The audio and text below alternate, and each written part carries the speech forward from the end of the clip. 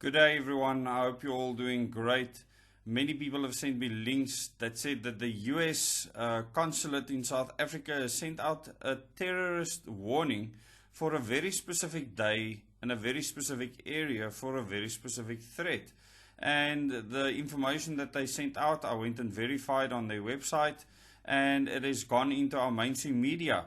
That where they basically say that on a specific date, the 29th, in the Sandton area, that a large gathering could be targeted, and subsequently articles came out to say that the gay pride or comedy show are potential targets for a terror attack in Sandton.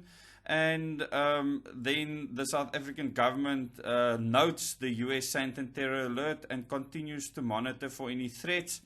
Now, you can go and read those articles. I'll give you links in the description below this video as well as in the first comment. I want to give you my input on an alert put out like that. Now, the US is allowed to put out any threat, kind of threat alerts to their citizens, but this is a narrative that is very old now, and the way that it was put out begs the question, what are they trying to achieve? If you actually know that there are certain people, as I said in this case, that have identified 7 people, so please read the articles if you want more details, that could be part of a threat, then what you do is you make sure that that threat is neutralized in whichever way possible by either speaking to the people you believe that are involved or whatever the case may be.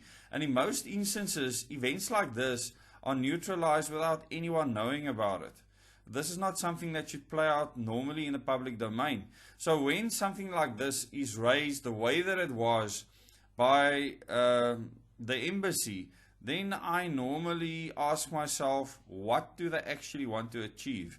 South Africa is a peace-loving country overall. We normally will abstain from many votes at the United Nations. I don't even know why we are a member of the United Nations.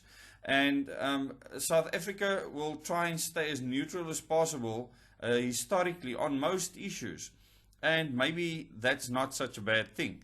However, when it comes to people saying that there will be a terrorist attack in South Africa, it brings back memories from a long time ago when terrorist activities were rife, and many people would see it as the government being terrorizing of the people, and some people will see as outside forces coming into the country and terrorizing them.